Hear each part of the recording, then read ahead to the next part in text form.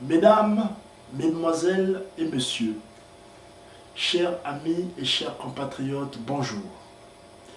C'est toujours avec une grande émotion qui remplit mon cœur à chaque fois que je dois parler du Congo.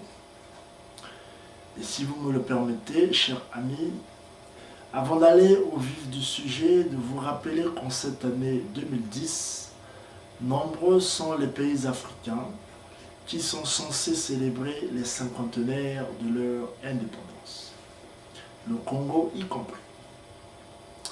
Mais vous vous demanderez sûrement pourquoi je dis censés célébrer, alors que la réalité est qu'ils sont en train de célébrer les cinquantenaires des indépendances.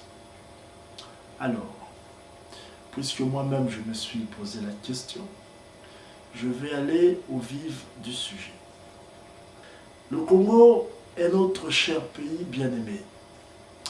Et il nous appartient à nous Congolais de l'aimer de tout nos cœurs et de lui permettre de réaliser son indépendance, tant politique qu'économique, au sens complet du terme et dans sa signification universelle.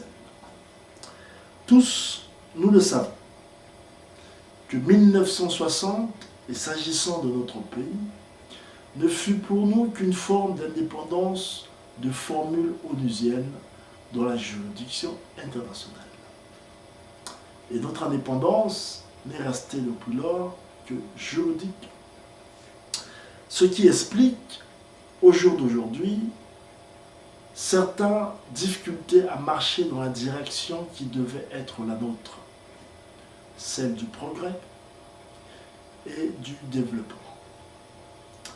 Nous avons manqué le départ et nous avons pris la mauvaise direction représentée aujourd'hui par le fléau de la misère qui sévit au sein de la population, au sein même de nos propres familles. La question qui se pose ici n'est pas si réellement nous sommes un pays indépendant. Non, nous ne l'avons jamais été. Et nous ne célébrons pas en cette année 2010 un événement particulier, si ce n'est autre que les 50 années de notre indépendance totale à une politique funeste qui a depuis réduit le peuple congolais dans cet état de mondiosité. Il n'est pas non plus question d'un homme, non, mais de tout un système et des hommes au sein de la classe politique de notre pays. Il est clair, comme le montre l'histoire d'autres pays, que le sort d'une nation, pour beaucoup, dépend de la capacité de ces hommes d'État, des dirigeants visionnaires et capables dans leur exercice politique de se mettre au service du peuple et de la nation. Vu l'état de la situation actuelle dans notre pays, cela prouve que les dirigeants successifs de notre pays n'ont jamais eu de grande vision pour le Congo. Le Congo a besoin d'avoir à sa tête des hommes de grande vision qui pourront l'orienter vers des chantiers à venir.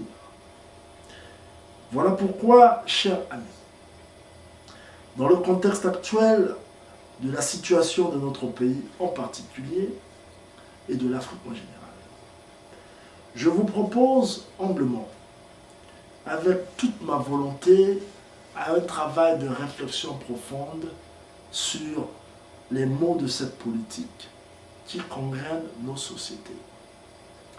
Car nous ne pourrons faire autrement que de dire les choses comme elles sont, avec toutes les forces de notre volonté. Et le cas contraire, notre silence nous sera condamnable par les générations futures des Congolais. Dans le contexte de la mondialisation, chers amis et chers compatriotes, Notre pays, le Congo, a besoin d'un renouvellement au sein de sa classe politique, par des leaders qui seront capables d'incarner l'esprit de noblesse et de s'engager avec volonté et responsabilité à résoudre la complexité des challenges futurs qui nous attendent. Et nous sommes la génération de ces leaders. C'est pour cela que j'interpelle ici la conscience de tout un chacun et l'ensemble de tous les compatriotes, afin que nous puissions aider le Congo à réaliser son indépendance, seul moyen qui lui permettra de cheminer vers son développement.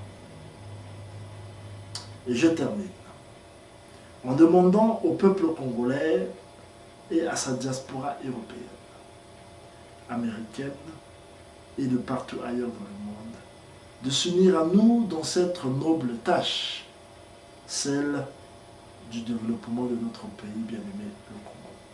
Je vous remercie.